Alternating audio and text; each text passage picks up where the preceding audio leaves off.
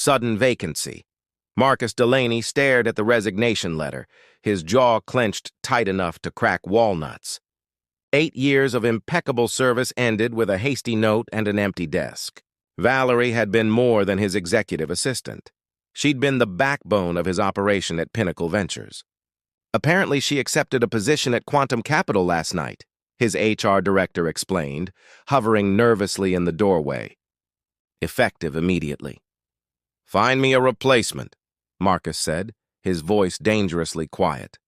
"Today." By noon, his office remained in chaos.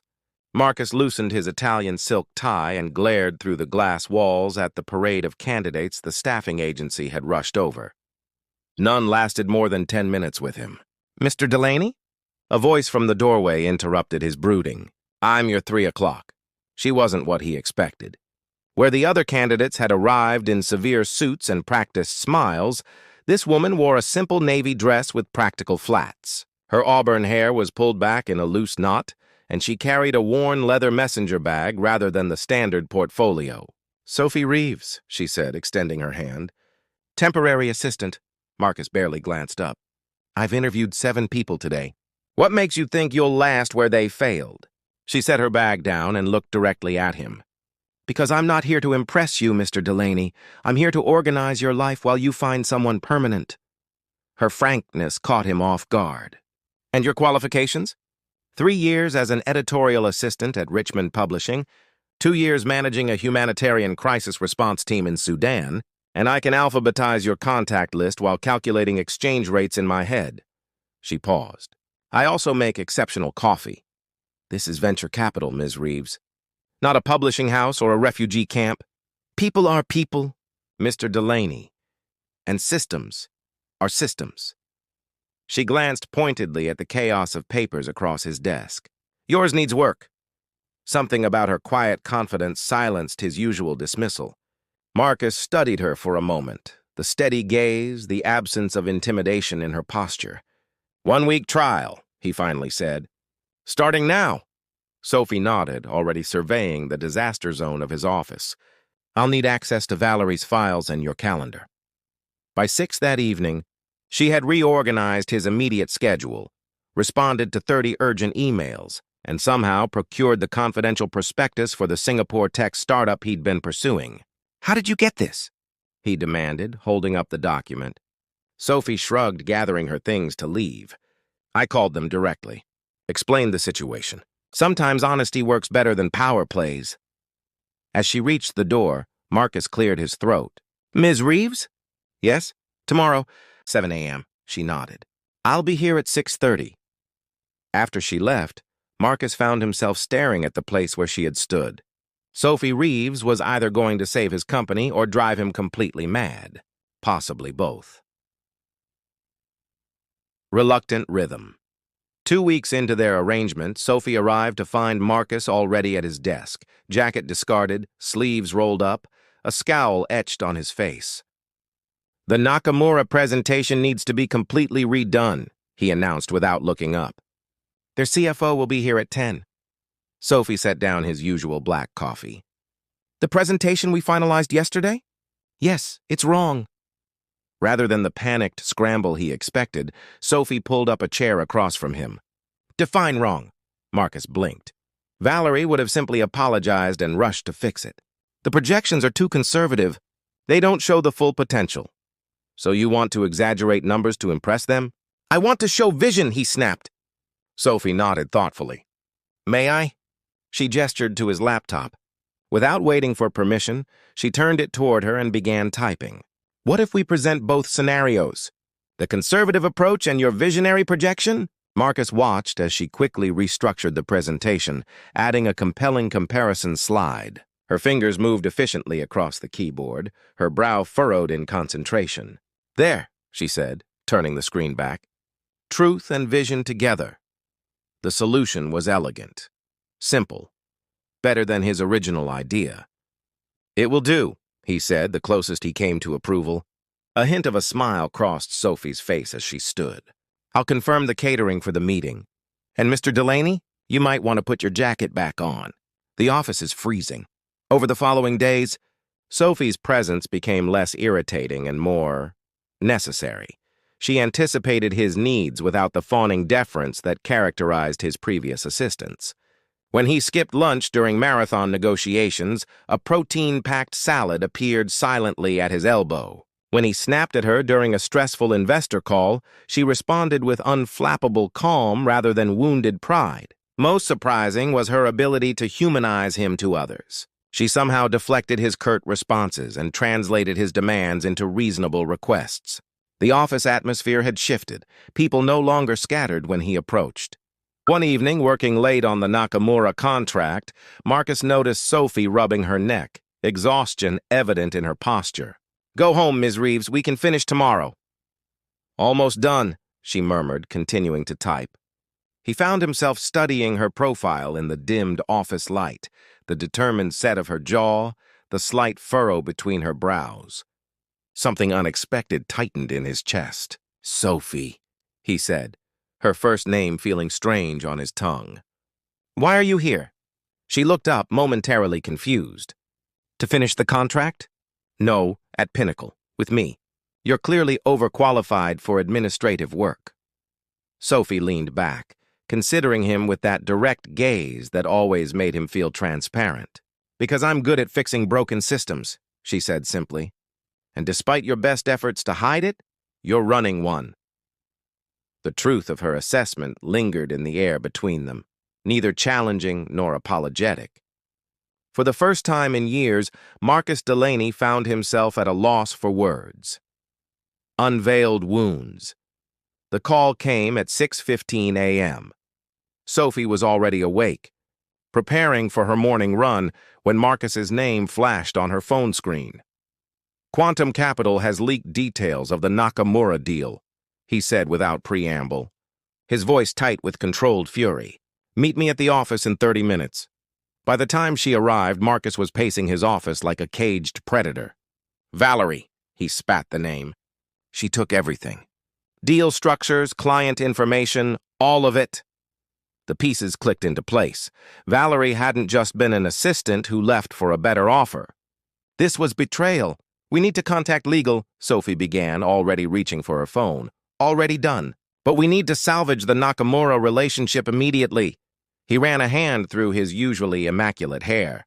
"If they pull out because of this breach, we lose credibility with every potential partner in the Asian market."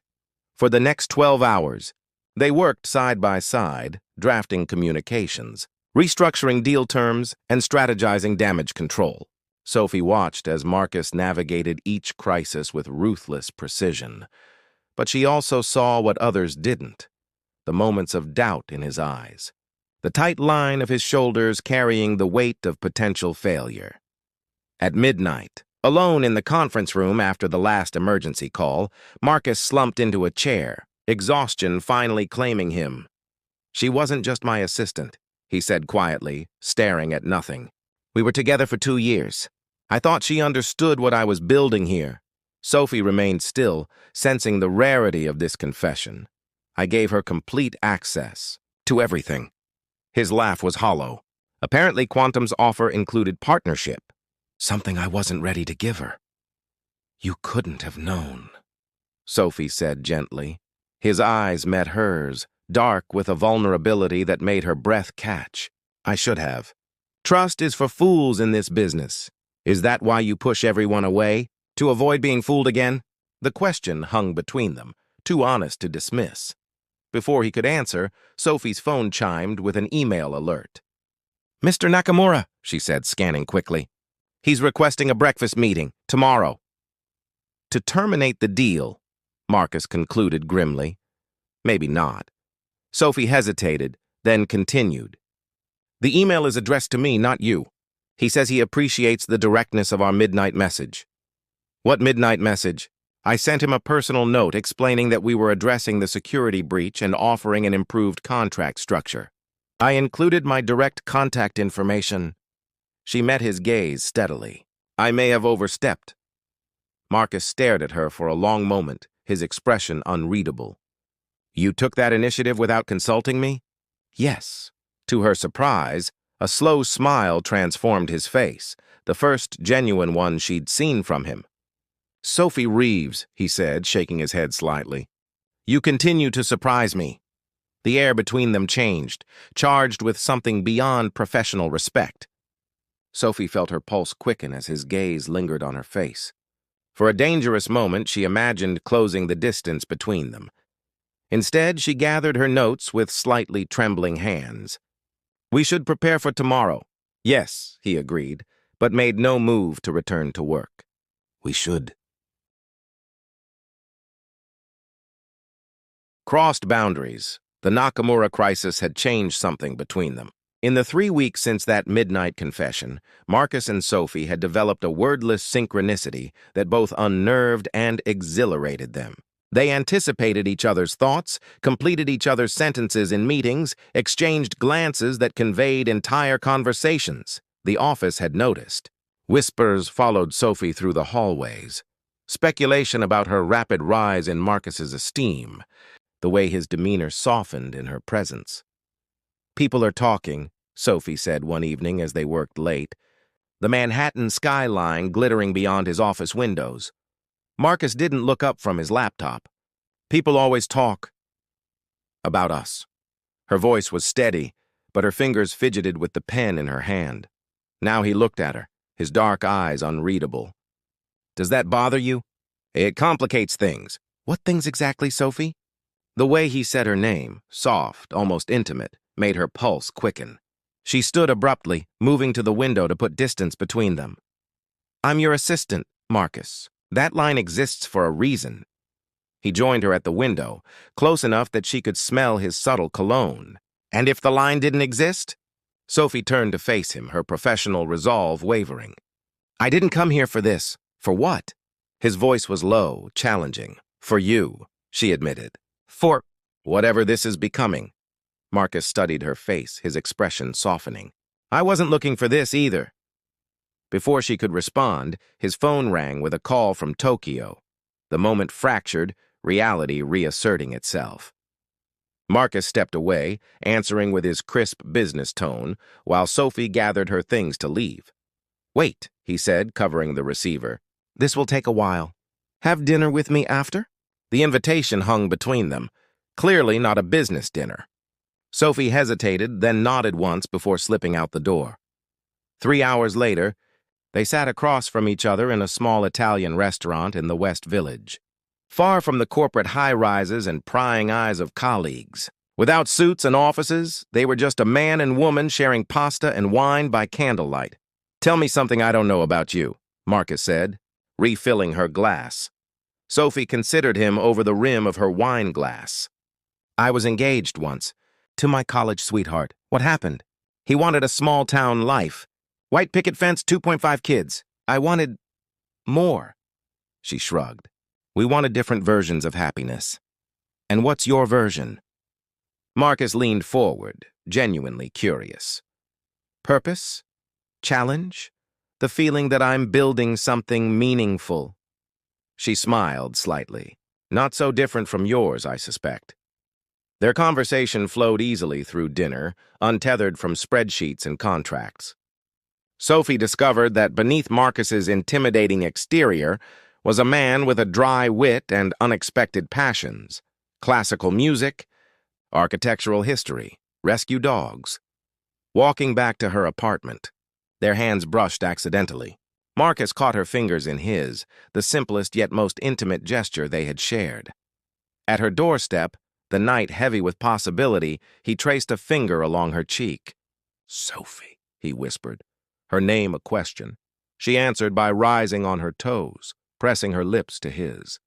The kiss was gentle at first, then deepened with a hunger that surprised them both. His hands tangled in her hair as she pressed against him, their bodies fitting together perfectly.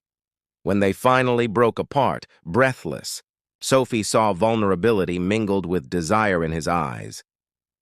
I should go, he said reluctantly. She nodded, though everything in her wanted him to stay. This was already dangerous territory.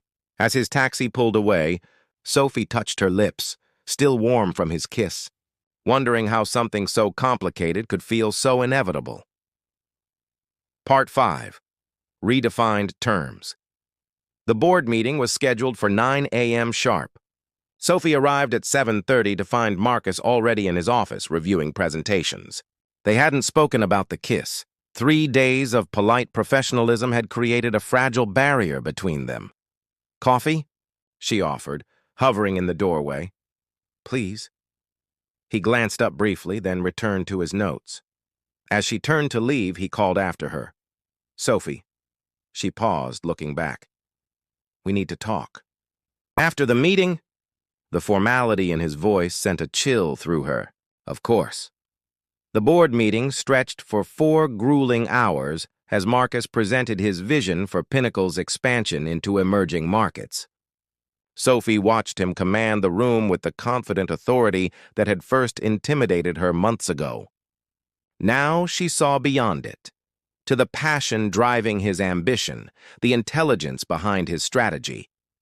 When the final vote came in unanimously supporting his proposal, their eyes met across the conference table.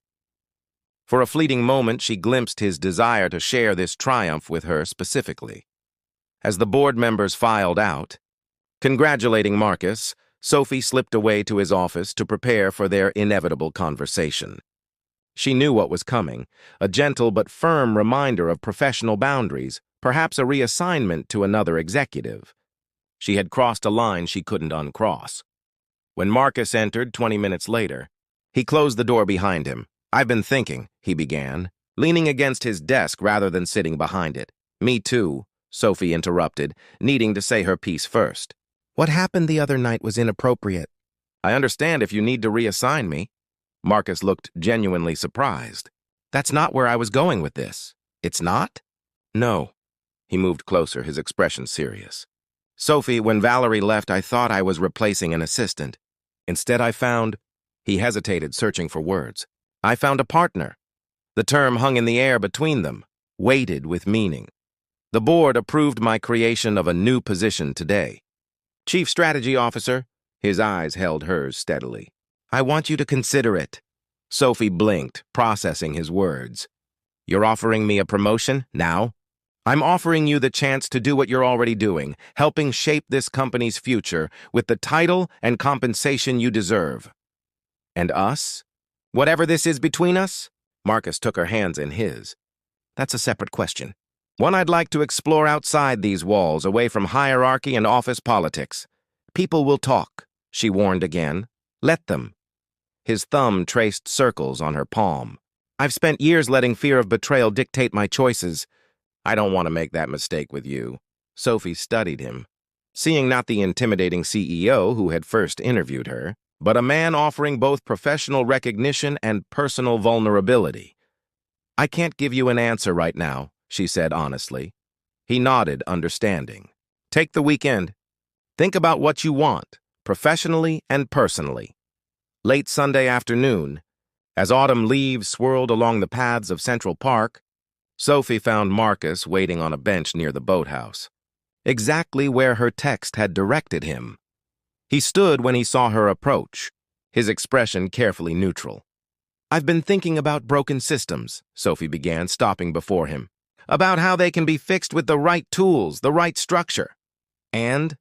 His voice was steady, but his eyes betrayed his apprehension. "And I think we could build something remarkable together, Marcus Delaney." She took a step closer, both at Pinnacle and beyond. The tension melted from his shoulders. "Is that a yes to both questions?" Sophie smiled, reaching for his hand. "It's a yes to finding out where this leads." As his arms wrapped around her, lifting her slightly off the ground, Sophie knew they were creating something neither had anticipated when she first walked into his office, not just a professional partnership or a romance, but a complete redefinition of what they each thought possible. "So, Chief Strategy Officer," Marcus murmured against her hair, "ready to change the world with me?" Sophie leaned back to meet his gaze, her heart full with unexpected joy. "I already have."